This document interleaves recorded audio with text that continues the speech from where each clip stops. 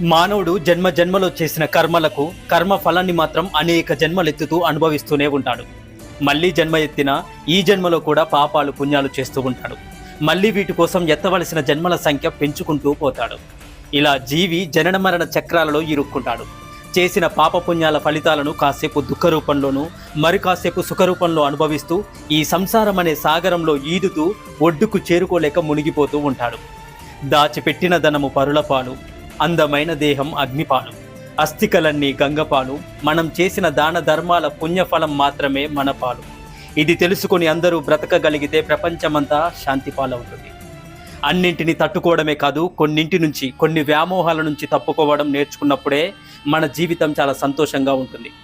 ఒక పుష్పాన్ని ప్రేమిస్తే దానిని చెట్టు నుంచి త్రుంచకూడదు.